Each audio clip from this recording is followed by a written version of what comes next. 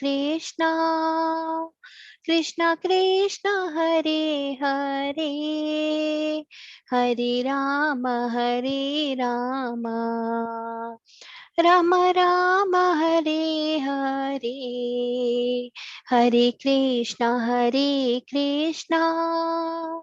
Krishna Krishna Hare Hare Hare Ram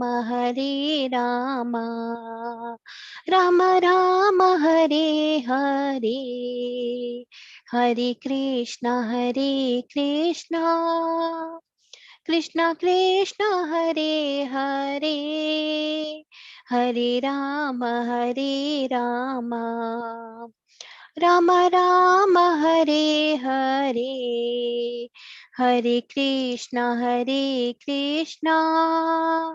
Krishna Krishna Hare Hare Hare Ram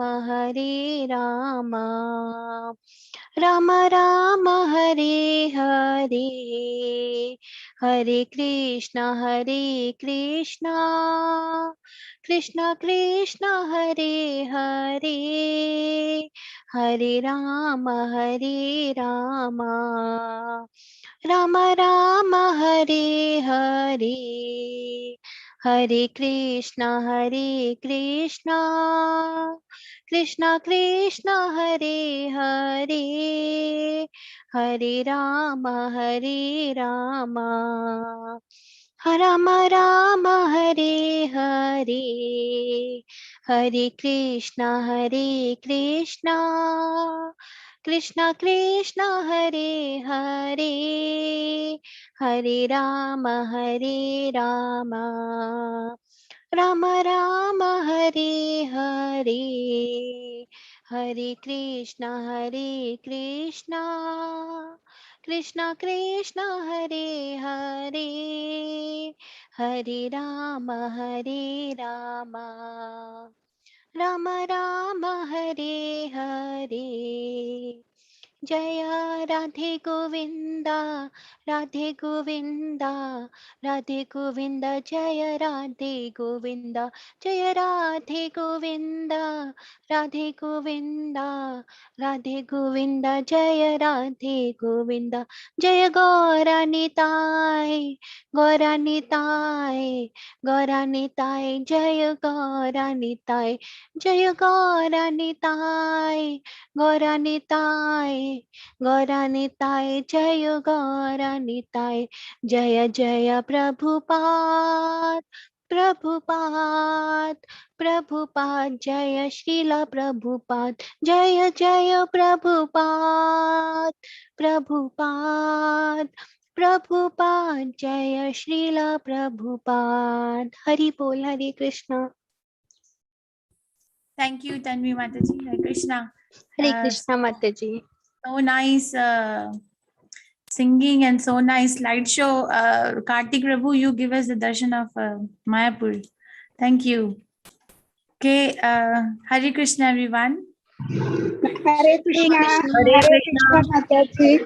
Hare Krishna. Hare Krishna. Hare Krishna. Hare Krishna. So thank you for coming. Today we will do chapter 5. Yesterday Rupa Mataji took class. Thank you, Rupa Mataji. Let's start. Om Agyan Timirandasya Gyananjan Shalakaya Chakshurunmilitam Yena Tasmai Shri Guruve Namaha. Shri Chaitanya Manobhishtam Sthapitam Yena Bhutale Swayam Rupa Kadamayyam Tadati Swapadantikam. Hey Krishna Karna Sindhu Dinbandhu Jagatpate Gopesha Gopika Kantha Radha Kanta Namastute Tapta Kanchan Gaurangi Radhe Vrindavaneshwari Vrishabhanusute Devi Pranamami Hari Priyai. Jai Shri Krishna Chaitanya Prabhu Nityananda Shri Advait Gadadhara Shivasadi Gaura Bhakti Vrinda. Hare Krishna Krishna Krishna Hare Hare Hare Ram Ram Ram Hare Hare. So let's start the discussion of chapter 5. I would like to know if somebody knows the name of chapter 2. What is the name of chapter 2? Sankhya Yoga. Summarized of Bhagavad Gita. Gita summarized. The Saransh or Sankhya Yoga. Okay, thank you. What is the name of chapter 3? Karma Yoga. Karma Yoga. Very nice. What is the name of chapter 4? We did yesterday. Jnana Jnana Yoga. Jnana Yoga. Jnana Yoga. Very nice. Thank you very much. Jnana Yoga. So today is chapter 5, and the name is Karma Yoga, or action in Krishna consciousness. Let's pay our obeisances to Shri Radha Govinda before we start. This is what you discussed yesterday, chapter 4, Jnana Yoga, transcendental knowledge about Krishna. Who is Krishna? Why Krishna's activities, Krishna's appearance, Krishna's body, all those questions from verse number 1 to 10. Evam parampara praptam. Then Krishna is the goal of all paths and the creator of Varnashram system, where you studied the verse Yathama Prabhadanti Tamtasema Pajamiham and Chaturvidha Maya Shrishtam Guna Karma Vibhagashaha. Two key verses in this reference. Karma Yoga, then the three words, what is karma, what is akarma, and what is vikarma was explained in verse 17. So we took 17 out of 16 to 24. And the sacrifices that lead to transcendental knowledge and summary of transcendental knowledge. Today's chapter is called Karma Yoga, action in Krishna consciousness. Again, the chapter will begin with a question from Arjun to Krishna. Karma sannyas or karma yoga? Oh, Krishna, I'm sorry. So karma sannyas or karma yoga? Which one is better? That's Shreya. Which one is superior? Arjun asked this question. Krishna will explain karma yoga is superior to karma sannyas. And then in karma yoga, nishkam karma yoga is the action that needs to be done because that frees one from the bondage. And then the liberation by focus on the supreme. So this is the first verse, very important verse, and it's very important that one understands this verse before we proceed any further in the chapter or even in Bhagavad Gita, because we have to understand that what makes Arjun once again ask this question. We thought this question was already answered in 3rd chapter, right? Where Krishna, he asked, Tadekam Vada, tell me one way. There's so many ways you have spoken, Jnana and then Buddhi Yoga. Which one is superior? Tell me one way. I am confused or bewildered by the equivocal instructions. So here he says, Arjuna Vacham Sanyasam Karmanam Krishna Punar Yogam Cha Samshashi Yashreya Etayor Ekam Tanme Bruhi Sunishchitam. Arjun said, Oh Krishna, first of all, you ask me to renounce work.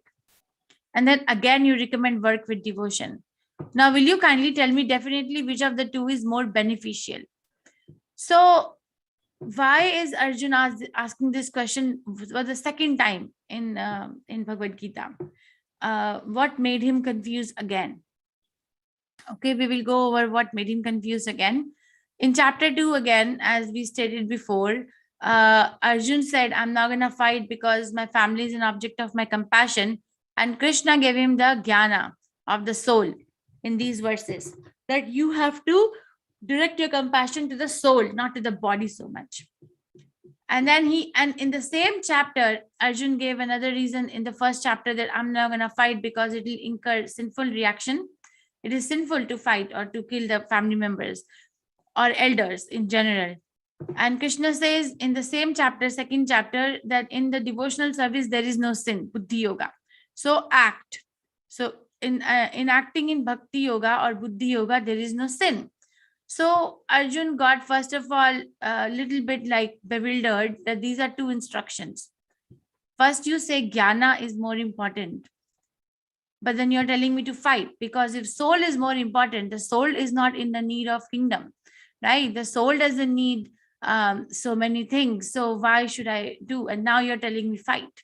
So which one is superior?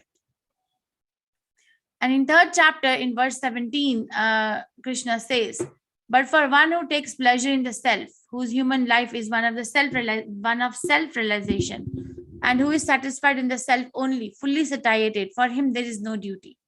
He's explaining the person who is fully satiated and is established in self-realization. Krishna says for him there is no duty. So Arjun thinks no duty means no working, right? So no activity.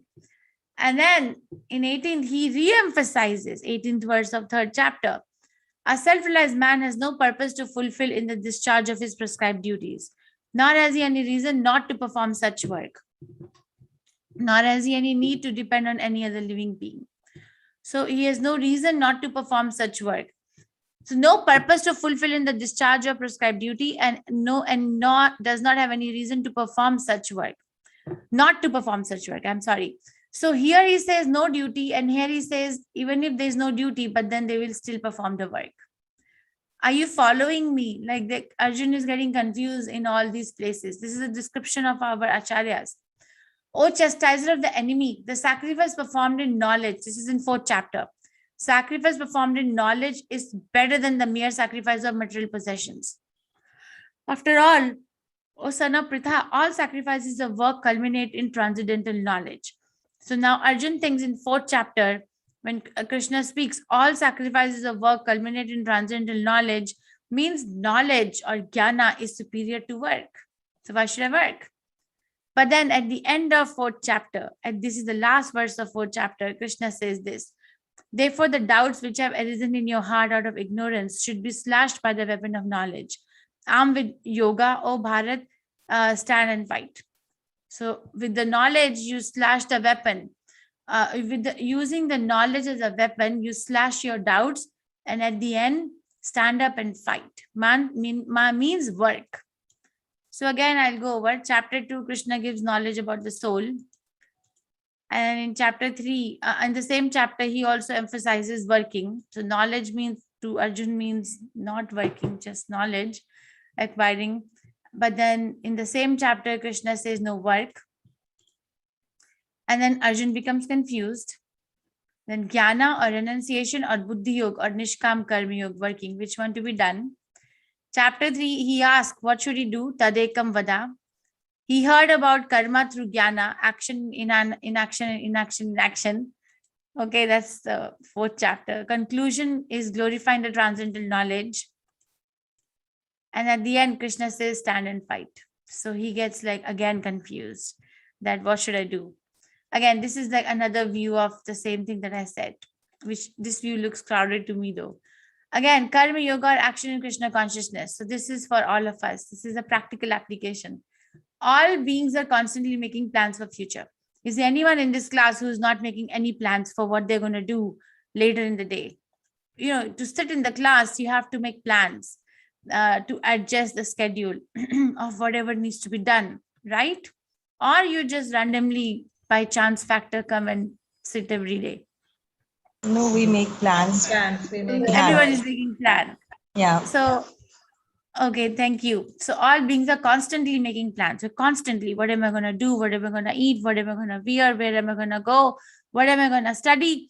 If I'm not making plan, then that's not a very good life. Then thoughts are manifested in action, right? Whatever we think in making the plan, we manifest that in action. But then the repeated actions form the habits. And habits make up our character. Character determines our destiny. How to take steps in the right direction is described in the 5th chapter. There are steps leading to further entanglement in worldly complexities, and there are steps leading to a life of liberation, freedom and tranquility and peace.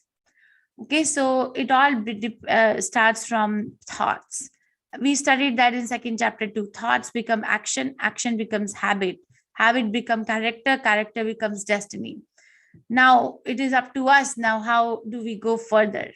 Okay, Prabhupada says, and we know in English language too, man is the architect of his own destiny. Man is, not animals. Animals are just dragged by the forces of nature, but a human being with sound intelligence can change its way. So thoughts are manifested in the action. Repeated action makes a habit, and habit forms a character. Character forms a destiny. So Arjun is still confused. Why is he still confused? Because it's Krishna's plan to keep Arjun confused, because Krishna wants to speak further. What makes Krishna does so? For our benefit, to stress that work and renunciation are not opposed to each other. Rather, one must learn to work in a renounced spirit, right? This is so nice that Krishna is not saying that don't work, but Krishna is saying that change your approach towards the work. You work in a renounced spirit, not work with the mentality that I will work and then I will enjoy the fruits of work. Arjun thinks that jnana implies the renunciation of work, and that knowledge and work, like light and darkness, are contradictory. Krishna emphasizes, however, that one in knowledge should also work. Right? That is why Prabhupada gave us so much of literature. Prabhupada wants us to become Krishna conscious. So is Krishna. With the knowledge, we have to have our own reason that why do I want to become Krishna conscious? Not because my neighbor is becoming Krishna conscious or my family is becoming or this. That is also fine. If somebody comes to Krishna consciousness with sentimentalism, that's also fine. Narad Muni validates that coming to Krishna consciousness also. But in general, for us to stay and to go ahead in Krishna conscious journey, one needs to have our own reason. Okay, individual reason that why do you want to do this? And to have that reason, you have to have a knowledge. Okay, without knowledge, how are you going to do this? I had a godbrother in UK. So he said, he was once talking to us. He said that when he was a little boy, he was a brahmachari. And when he was a little boy, he used to ask his mother that, why do you worship? Why do you worship in the kitchen? Like, they were from India, but living in UK. But so in the kitchen, in general, most Indian houses have a small temple, and then they put the pictures of the deities that they want to worship, and then they worship. So he said that I used to ask my mother that why do you have so many pictures in the temple, and what is the benefit of this worship? What are you doing? So he said my mother used to ignore me as long as she could ignore. But one day I was very critical about it. I really wanted to know that what is making her do all this. So he said I was pulling the pallu of my mother's sari. That I want to know, Mom, like, what do you do? Like, what is the reason behind this worship? Why do you do this? And he said, my mother got a little frustrated that day. And then she answered me, because your grandmother told me to. So that reason is not so good, that somebody else told you to. That's also fine. But the thing is that that person may not be able to stay. So that is why Krishna wants to keep speaking about Krishna consciousness. And now today he's going to teach us that how do we work with the spirit of renunciation? Not that we renounce work. We renounce the spirit behind the work of enjoying, the spirit of enjoying. Krishna answers. So question is clear. Is it clear that Arjun is confused, and what makes Arjun confused once again? Is it clear or not clear? Clear. I can't hear anything. Okay, if it is not clear, you can raise your hand at this point, and I can explain one more time that what makes Arjun confused once again, because he's hearing equivocal instructions in different chapters. Yes, Mataji, what is not clear? Please tell me. Hare Krishna, Mataji. So when I exactly don't remember the verse or the chapter, but what is saying is you don't work, you renounce. Krishna is saying, right, to Arjuna. Renunciation. Yeah, then he says work. Work. Yes, he says that don't work, but then he also says work, right? That's what I'm showing you. That is Correct. what is confused. What is your question, Mataji? Which point is not clear? This so which is right? Is it to work or to renounce? Well, that's the question which is Arjun is asking. So the whole chapter is based on that. I haven't come to that yet. But whatever I explained to you, what makes Arjun confused, is it clear? Can you repeat it, Mataji, if you don't So mind? Mataji, here you see, right, the second chapter, Krishna is saying that jnana or compassion. Arjun gave reason to Krishna, compassion. I'm not going to fight because my family is supposed to get my compassion. But Krishna says you're directing your compassion to a different position. Your compassion should be with the soul. So that's jnana.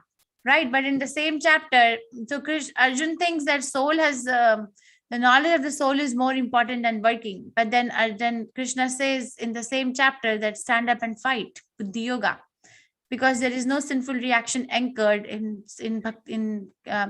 execution of bhakti yoga. So here he gets confused that which one is superior, Jnana or Buddhi Yoga. He thinks Jnana means no action, and Buddhi Yoga or Bhakti Yoga means action. Okay, and then in third chapter again he gets confused, because 17th verse in third chapter Krishna says that there is no duty for a self-realized person. But 18th verse he again says that there is no purpose to fulfill in the discharge of the prescribed duty, but then the person has to perform the duty. There is no reason for that person not to perform the duty. So one verse he says no duty, and another verse he says no reason for not doing the duty. And fourth chapter again he does this. In 33rd verse Krishna speaks that knowledge is superior because the sacrifice performed in knowledge is better than mere sacrifice of material possessions. Okay, all sacrifices of work culminate in transcendental knowledge. So all sacrificial work means the Buddhi Yoga will culminate in knowledge, means Jnana is superior. So why should I work? But in the end of the fourth chapter, he says, stand up and fight. So he's confused what to do, stand up and fight, or what should I do? Is that clear, Mataji, a little bit? You have to read on your own too. Yes, Mataji. Yeah, that was, I got okay, thank you, Mataji. Okay, so we'll continue. I know it will not be clear in one class unless and until you also read on your own, each one of you. If you're not going to read Prabhupada's books and just hear, it's not going to work that much. It may work 2% out of 100% just by hearing and not reading may work 2%, but 98% works. It works. Understanding enhances when you read. So Krishna answers, Shri Bhagavanu Vacha, Sannyasa Karma Yogascha Nirishesya Kara Ubhau Tayostu Karma Sannyasat Karma Yogo Vishishyate. The personality of Godhead replied, the renunciation of work and work in devotion are both good for liberation. But of the two, work in devotional service is better than renunciation of work. So there are two words here. Sannyasa Karma means that taking sannyas from the karma, like just renounce. Karma sannyasat here. Just renounce the work. Like some people in search of self-realization renounce their worldly duties and then go and sit on top of the Himalayas, right? Or just go and sit in the forest and meditate. So that means they're just renouncing the works and taking sannyas from the karma. And the other word Krishna uses is karma yoga, or working in devotional service. So which one is better? Devotional service is better than renunciation of work. So how do we see that? How do we understand that? So this is an example from 10th canto Srimad Bhagavatam of a king called King Nriga. King Nriga was a king who was very, very fond of performing karmakand activities. He was an expert actually. He would perform very nice karmakand. Karmakand activity means doing sacrificial activities but the intent of sacrificial activities is that I have a desire to fulfill. You know, like we hear that somebody is going to start a good business, so they want to do some sacrifice. That's not Krishna consciousness, that's karmakand, because there is another desire, anyabhilasha. There is another desire than becoming Krishna conscious. Or if somebody wants to become rich, then you do this puja, that puja. So that's how he was. And one time he did such a sacrificial ceremony and he was very rich. So he gave donation to the Brahmins who were performing the puja. So in the donation, it's written in the 10th canto that he gave so many cows and so many jewels and so many clothes to these Brahmanas as there are number of dust particles on the earth, or there are number of stars in the sky. So it means so much he gave. So this Brahmana was going back home with the herd of his donated cows. But by chance, one cow escaped the herd, and he saw that one cow escaped. And then she ran back, and then she got mixed into the herd of cows, which was not yet donated. So he ran, but he couldn't run so fast as the cow. And then the cow had already been merged into the other herd. And she was redonated by mistake by King Nriga to another Brahmana. But this one mentioned, this Brahmana saw it. So he asked that, you see, this cow was my cow. It accidentally escaped my herd and then came, and you have now redonated. So you have to give it back to me because it was originally given to me. So these two Brahmanas start fighting over one cow. King Mriga said that it is all because of my inattention. So please let this cow go, and in exchange of this cow, I will give you 100,000 or 1 lakh more cows. So that's a good deal, right? Like one cow, and you let one cow go, and then you get 100,000 or 1 lakh more cows. But they were so overtaken by the anger, these Brahmanas, that they actually cursed King Mriga. They cursed him to suffer because of this inattention. So King Mriga had to become a lizard. But there was one benediction that Krishna, after many, many thousands of years, Krishna will come and liberate King Mriga. But he had to become a lizard in a well until Krishna came and liberated him for thousands of years. And when he saw Krishna, he said that I now understand the futility of these fruitive activities. So even when somebody is so pious in material calculation, it is still a very dangerous dangerous path. So King Mriga was fond of performing fruitive activities, sacrifice and charity. He did one mistake of dissatisfying two Brahmanas, and he incurred the sinful reaction by becoming the lizard for a long time. But he was delivered by Krishna, and then he confessed the futility of fruitive activities, and therefore devotional activity is the only auspicious activity for the soul. This is the verdict, the final verdict of what should one do by Rupa Goswami Prabhupada in Bhakti Rasamrita Sindhu, or Nectar of Devotion. He says this: Prapanchakitaya buddhaya hari sambandhi vastuna mumukshivi parityago vairagyam falgu katyate. When persons eager to achieve liberation renounce things related to the Supreme Personality of Godhead, thinking them to be material, their renunciation is called incomplete. Okay, let's understand this. I'll give you 2 examples. So this is Navanisha Prabhu's example. Let's say that in the morning, you are coming back home from the whatever, grocery shopping or morning walk, and then you see this person standing outside the bank in your area, the Bank of India or State Bank of India, whatever it is. And that person is shouting, looking at the building, oh bank, I renounce you. I renounce you. I'm just gonna become a renunciant, and I'm gonna renounce you. When you look at such a person, what do you think of that person? What do you think? Yes, what do you think? Foolish. Person, Mad. Weird. okay, so this person is in need of some help, right? This is what we think. But why do we think like that? Why do we think like that? Because the bank building never belonged to that person from the get-go, right? So what are you renouncing, right? Right? Yes. That's Because he's talking something which is impossible. Yes. Well, because it is impossible, because the bank building never Doesn't belongs to him. Okay, right. So that way, when somebody says that I am renouncing, I am actually renouncing everything, then they have to introspect that what really belonged to them from the get-go. There's a nice conversation in 10th Canto Srimad Bhagavatam by Narad Muni, which explains that they're analyzing that who does this body belong to. Okay, so who does this body belong to? So he goes from like this, says, does this body belong to the mother? The body that we have, does it belong to the mother? Because mother gave birth. Does it belong to the mother? Or does it belong to the mother's father? Because mother's father can say that this is my daughter. So the daughter came from the father. So does it belong to the mother's father? Or does it belong to the fire? Because after the soul leaves the body, in some cults, the body is offered to the fire, right? So the fire eats up the body. So does it belong to the fire? Or does it belong to the earth? Because in some cults, the body, after soul leaves, the body is buried in the earth. So does it belong to the earth? Because then it becomes the earth, part of the earth. Or does it belong to the animals, the wild animals? Because in some cults, the body, after soul leaves, the dead body is thrown to be eaten by the vultures and wild animals. And then it becomes the stool of the animals. So does it belong to the animals?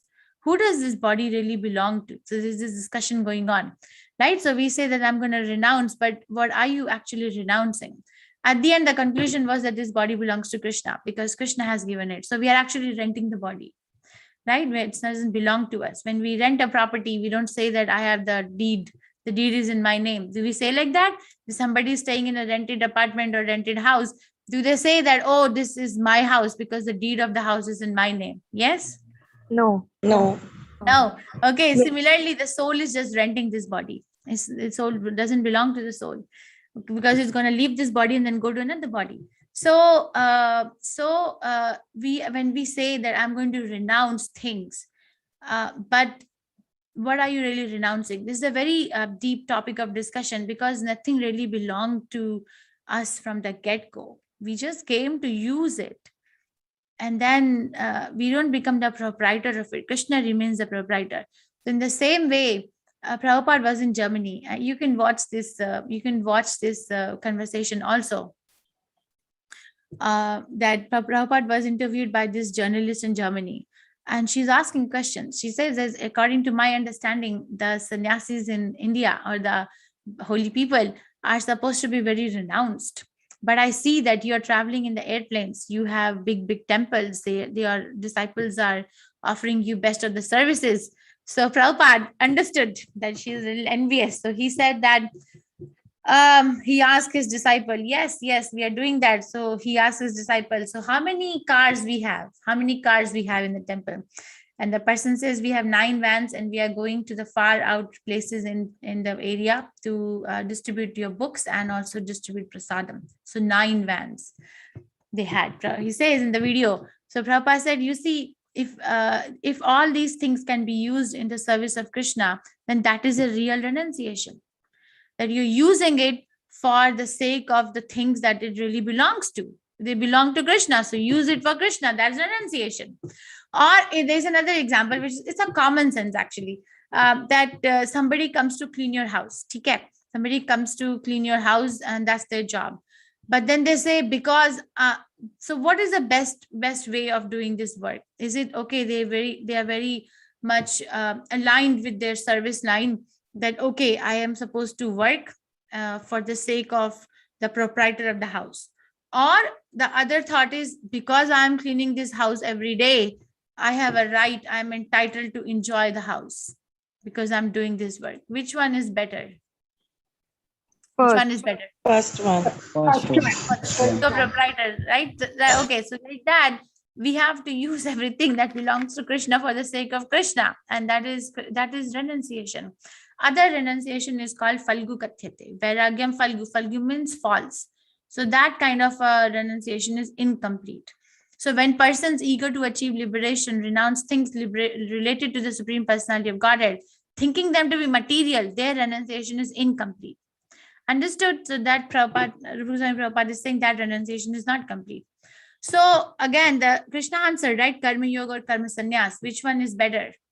Gena sa nitya sannyasi yona dveshtina kankshati nirdvandohi mahabaho sukham bandhat pramuchyate. One who neither hates nor desires the fruits of his activities is known to be always renounced. Such a person, liberated from all dualities, easily overcomes material bondage and is completely liberated, O mighty Arjuna. So this is called renunciation, that I'm renouncing whether I'm going to win or lose, but I'm going to work because Krishna wants me to work.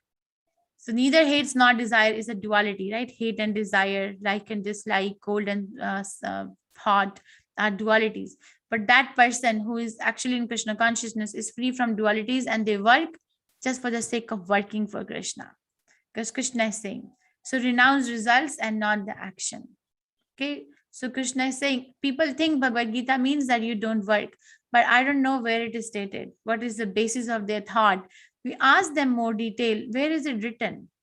Where is Krishna saying that? Where is it written that that you renounce the work? Krishna keeps saying, renounce the result and not the action of work. That is why this chapter is called Karma Yoga, action in Krishna consciousness, act in Krishna consciousness. And this action, where one renounces the work but not the action, is called Karma Yoga. And a person who does that is called Karma Yogi. So this is another story of Haridas Thakur. This comes in Chaitanya Chaitamrita. So Haridas Thakur was an exalted devotee of Chaitanya Mahaprabhu. He was very attached to chanting the holy name of Krishna. Chaitanya Mahaprabhu named him Namacharya. Like no one could surpass Haridas Thakur Prabhupada's chanting. But by chanting, Krishna brings fame to a devotee. A devotee is not hankering for any fame in anywhere, but Krishna brings it to a sincere person. Like we see Srila Prabhupada. Srila Prabhupada in today's world is the most famous scholar across. Okay, so but if you study Prabhupada's life, Prabhupada was not hankering for fame. Krishna brought it. Similarly, when Haridas Thakur was chanting, he was saintly person, a saintly devotee. So he became famous, and the local subedar, or the local person or leader of the place where Haridas Thakur was staying, became very jealous, became envious of Haridas Thakur. So he wanted to demean him. So he plotted a plan that he was going to send this beautiful prostitute in the middle of the night. And then we'll catch him red-handed, and then they're going to defame Haridas Thakur. So this lady came and Haridas Thakur to Haridas Thakur's bhajan kuti. Haridas Thakur was chanting. And then he said, oh, very nice, you have come. Why don't you sit for some time? I have a vow of chanting so many rounds. Let me just finish my rounds and then I'll talk to you. So vow is different than the promise. Sometimes promise is broken, but the vow cannot be broken under any circumstances. So he's chanting. And then what happened? He used to chant so many rounds a day. It used to take 22 hours out of 24 hours. So the whole night he kept on chanting, and then the sun broke out in the morning, and then she got up and went. Then she came back the second night, and then again the same thing happened. Haridas Thakur said, I'm sorry, yesterday, I kept chanting. Today I'll chant my rounds very fast, and then I'll talk to you. And then again the same thing happened, that he kept on chanting all night and Hare Krishna Mahamantra, and then she got up in the morning and went. Then she came back the third night, and this night she was very critical. That, what are you finding more relishable in this world than talking to me or associating with me? Then Haridas Thakur said, yes, this was a question I was waiting for you to ask me. Otherwise, the minute I came to know you are coming, I would have just left this place. But I waited for you to ask this question, that what is the most satisfying thing in this whole world? And then Haridas Thakur initiated her and left the house for her to sit and chant near his tulsi plant. So what it means is that this is the result of becoming a devotee of Krishna. This is the result, that person becomes free from the dualities of like and dislike and becomes fixed in knowledge. This is a theory for me too. And then Krishna explains that person a little bit more from verses 6 to 10. Brahmani adhaya karmani sangam chatta karoti yaha lipyate nasa pape na padma patram imam bhasha. One who performs his duty without attachment, surrendering the results onto the Supreme God, is not affected by sinful action, as the lotus leaf is untouched by water. So you see, we see the devotees and we see the non-devotees doing the same thing sometimes, right? Doing the same thing. Like, for example, a devotee is constructing some ashram or some temple, and a non-devotee is also constructing. They look like the same activity. But the activity of a devotee is actually not producing any reaction. But the activity of a non-devotee is going to produce a reaction. And the reaction is that you get mixed body. So how does that happen? Krishna gives example of the lotus flower and the lotus leaf.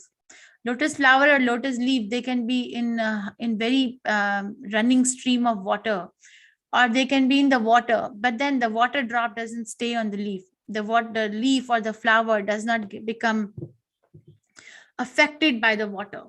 It stays separate. It doesn't become water. If you have another flower and you put it in the water, you know how soggy it becomes. But if you do it with rose or a rose leaf or rose flower, it does not become soggy. So it always maintains its separation from the water, even though it is in the water. So what he's saying is that a devotee can be living in the material world and doing material activities, but is not going to be affected by the material consequences because they are doing it for Krishna. This is the secret, actually. It's a secret. How do we work in such a way that we don't get affected by the reaction of the work?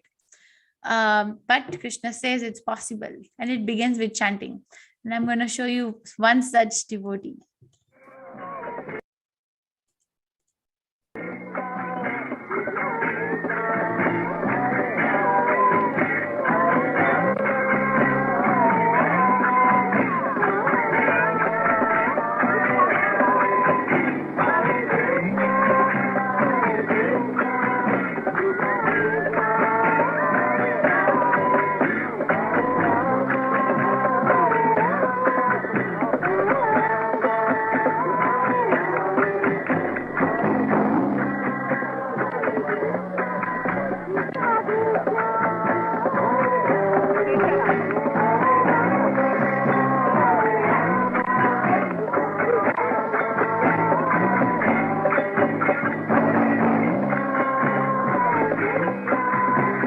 So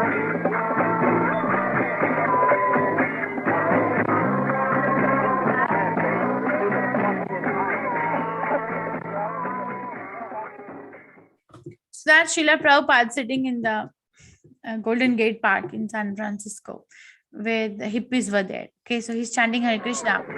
So who can say that Prabhupada is not a sannyasi here? Is there anyone who can say that because he's sitting in America, because he's sitting in the middle of all these hippies, he has lost his sannyas? Is there anyone who can say that? Or would you rather say that he's the topmost sannyasi because he's doing all this for the sake of Krishna? Yes, what is your answer? Topmost sannyasi. For the sake of Krishna. Topmost. Very nice. So see, that is what it takes to become Krishna conscious, to act on behalf of Krishna, to go out there on the order of the spiritual master and preach. That's our movement. And Krishna consciousness is very unique. That's why I like ISKCON, because I did not come across any other place where there is so much of teaching. Have you come across anywhere that any place that there is no that there is so much of teaching, there is so much of effort put in, that sit down and learn different levels, different levels. Prabhupada has given us different levels: Bhakti Shastri, then Bhakti Vaibhav, then Bhakti Vedanta, and then Bhakti Siddhanta. All these different levels of different books that we have to read and understand, not just read and then apply. I don't know any other institute in the whole world. Okay, then Krishna goes on explaining the person who's actually working for Krishna and is not getting entangled in the work. First, he said that person is free from duality. Then he said that person is like a lotus flower or lotus leaf, which may be staying in the material world, but is not affected by the waves of the material world. And now he says this: Vidya Vinaya Sampanne Brahmane Kavihastini Suni Cheva Sapa Kavecha Pandita Samadarshina. The humble sage, by virtue of true knowledge, sees with equal vision a learned, a gentle, and gentle Brahmana, a cow and an elephant, a dog and a dog eater. So this is the vision of a person who is in actually knowledge of Krishna consciousness. That is why knowledge has its place in Krishna consciousness. The person is able to see the unity in diversity. And what is the unifying factor? The unifying factor is the soul. And each and every soul is a part of Krishna, part and parcel. For example, in a house, if parents have 10 children, the 10 children are different kind of personality, different kinds of character, different kinds of behavior, but they are still united in the fact that they have the same parents. So they are united with each other. Like that, we are connected to each other through Krishna. If we take Krishna out, then there is no unity. And that's, Prabhupada says, is a fault in the United Nations. He used to sit outside United Nations office in New York. And he used to say that you're doing it wrong. Your approach is wrong. It will never get united because the hearts are unclean, because you're not looking at yourself as part and parcel of Krishna. You're looking at yourself as a part of this country, part of this family, part of this nation. But where is Krishna? And Prabhupada is right. He said only the number of flags will increase, but there will be no unity. So it's a futile effort. Now he's talking at a very high level of United Nations, but we can apply it in our own little house, our own little family, that as long as we will keep on looking at each other as this is mine and that is yours, or this is not yours, then there will always be frustration and no question of peace, because the foundation on which yours and mine is based is not in Krishna consciousness. This is a very important verse. Krishna says, if you're not doing it, if the person is not trying to become a saintly person, then what happens? Understand this verse. Yehi samsparsha jab hoga dukkha yonaya evate adi antavant kante yanate shuramate buddha. Yehi samsparsha jab hoja. On the contrary, if somebody is trying to enjoy, bhoga means enjoy. What are they trying to enjoy? Samsparsha ja. Sparsha means touch. So enjoy the touch. Touch of what? Touch of having the senses come in touch with the sense object. So I usually give example of a wine. So wine is the sense object and the sense is the tongue. So some people work so hard through the week so they can go to the bar on Friday night and then get that glass of wine and then put it on their tongue. So sense object comes in touch with the sense. If sense object is wine, sense is tongue. and it produces some kind of an enjoyment, right? Some sparshaja bhoga. But Krishna says that kind of an enjoyment is dukkha yonaya evate. It's a source of misery. Dukkha. Why? Because a person works so hard to get the best of the wines available out there.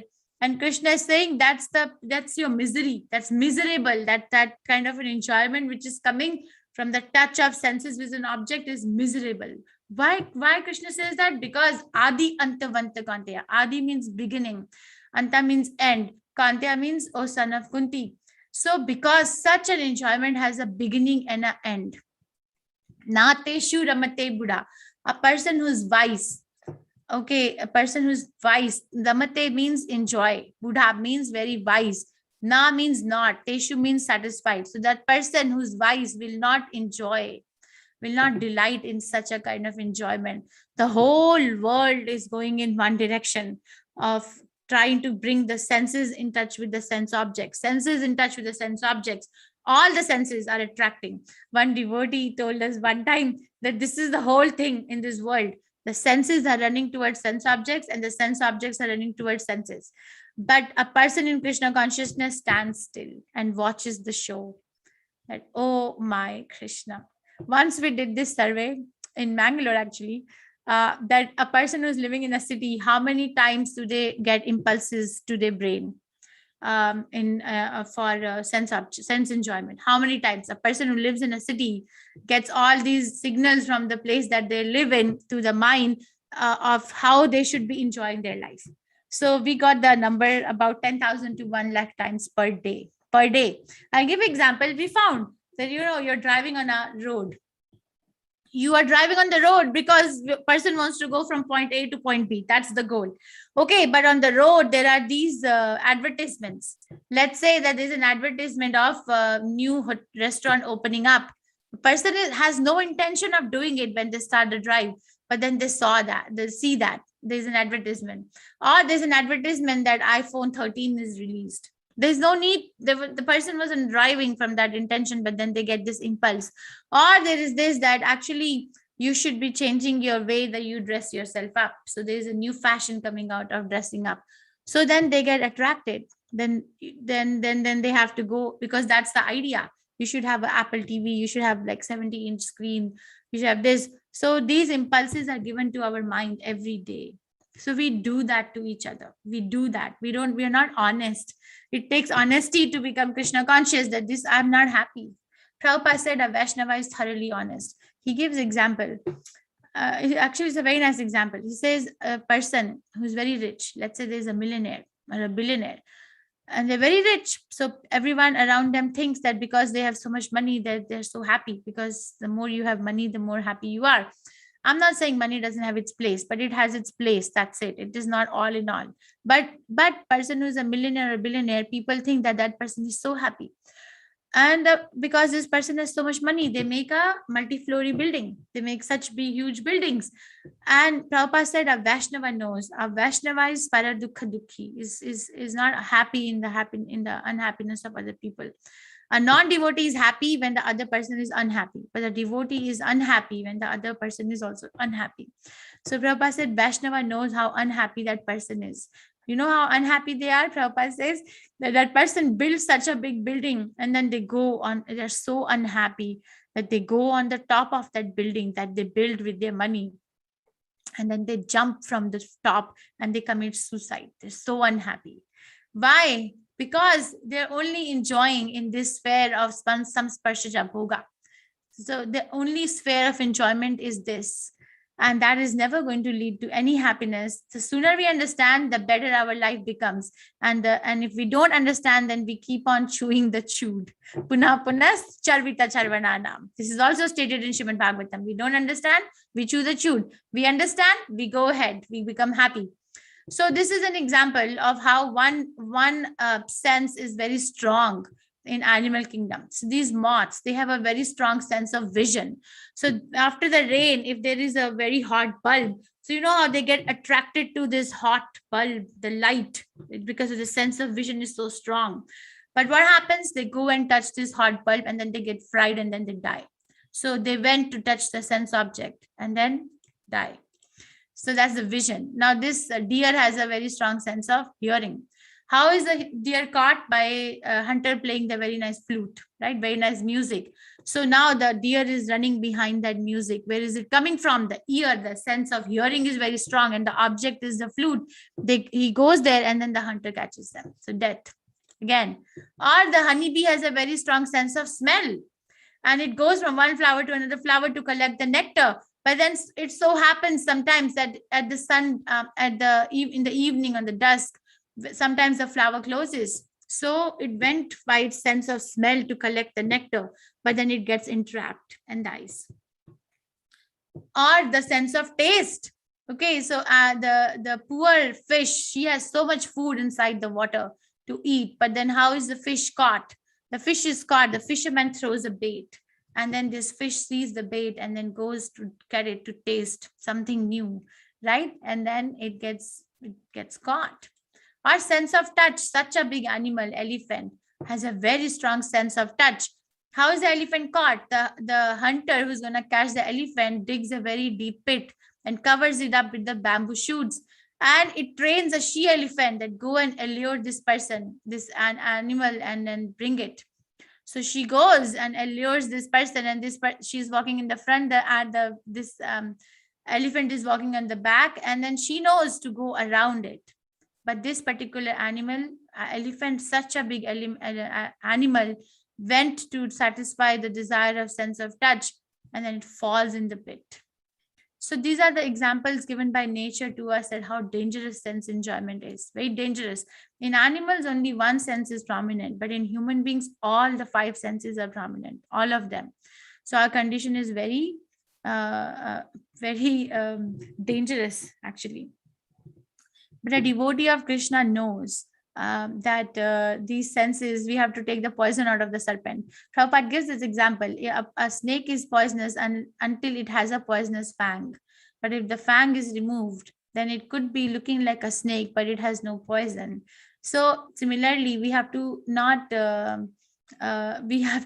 like get rid of the senses, like poke the eye and become blind, or do something and become deaf and no sense of smell, no sense of taste, or no sense of touch. Not like that. But we have to train the senses to relish enjoyment in Krishna consciousness. Now we are trained to relish enjoyment in material consciousness. Okay, so first we have to understand.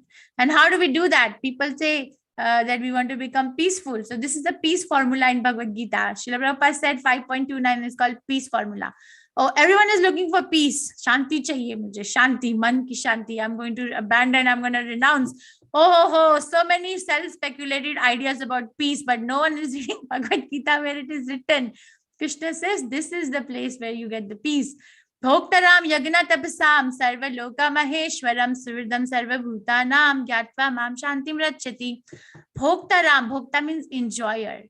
Bhoktaram, yagya tapasam. Krishna says, I am the enjoyer. Ram, right? So I am the enjoyer. I'm the enjoyer of what? Yagya and tapasa. Yagya means sacrifice, tapasa means austerity, tapasya.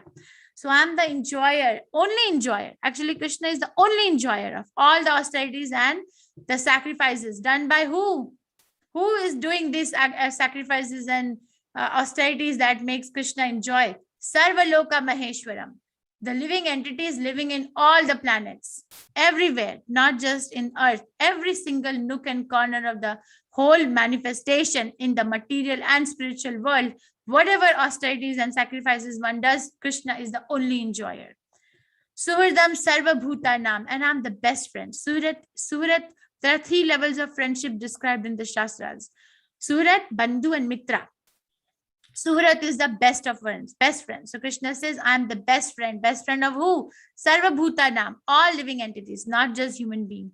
I am the best friend of all the living entities, even an animal, a plant, water, whatever, microorganism. Indragopa is the smallest microorganism mentioned in Brahma Samhita.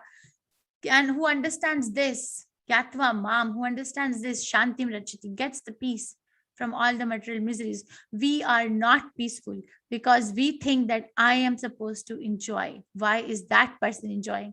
But the minute we understand that Krishna is supposed to enjoy, Minute Arjuna will understand that I need to fight so that Krishna can enjoy, because Krishna is saying this, then he becomes peaceful. And that skill, it's a skill. It's not something that's natural to us right now. It is natural, but then we have to prime it again.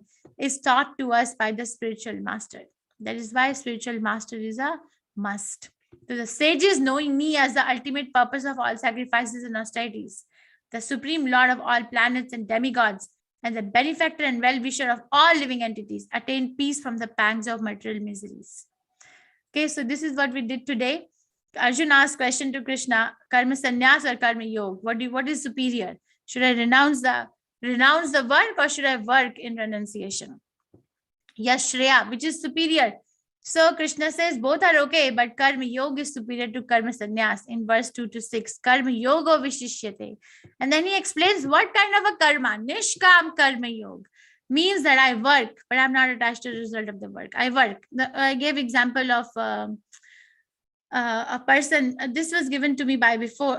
Prabhupada explains this, but I mentioned this in one of the chapters. A soldier fighting on behalf of the country, and then the soldier whether is killing so many people, but is not bounded by the reaction, right? Because it's acting on behalf of the country. Similarly, a Krishna conscious person, but the Krishna conscious person has to be Krishna conscious, not like their mind is telling them Krishna conscious. That Krishna consciousness has to be validated by Guru, Sadhu, and Shastra. Not like, oh, I am a saintly person, so I can do any crime. No. That's ghora papa. There are different levels of papa or sinful activities, and such activities called ghora papa, means extremely abominable. Okay, so Nishkam Karma Yoga is to be taught, and it starts with chanting Hare Krishna. I am going to chant Hare Krishna because Krishna wants me to chant. That's it. Okay, that's Nishkam Karma Yoga. Or frees one from bondage. And what is a bondage? That I'll have to take another birth and I'll have to be like responsible. Oh my God. And another cycle of birth and death from verse 7 to 16. Kurvan apina lipyate, where we understood that such a person is free from duality. Such a person is like the lotus flower and lotus leaf untouched by the water, even though it is in the water. And such a person is Brahmabhuta Prasannatmana Sochati Na Kankshati. Looks at all the living entities with the virtue of knowledge, humble sage. And then liberation by focus on the Supreme, where we studied 2 verses from this 17 to 29, where yehi samsparshita bhoga adi antavantagantaya, that the enjoyment that one gets by coming in by contacting the senses in the sense object is actually beginning of a misery. If you read Srimad Bhagavatam in 7th canto, Prahlad Maharaj also speaks about this in 7th canto, that how it is a miserable place it's a miserable enjoyment when one tries to enjoy their senses by coming in touch with the sense objects with no Krishna in the center. That person is miserable, very, very leading a very sorry life. Okay. Okay.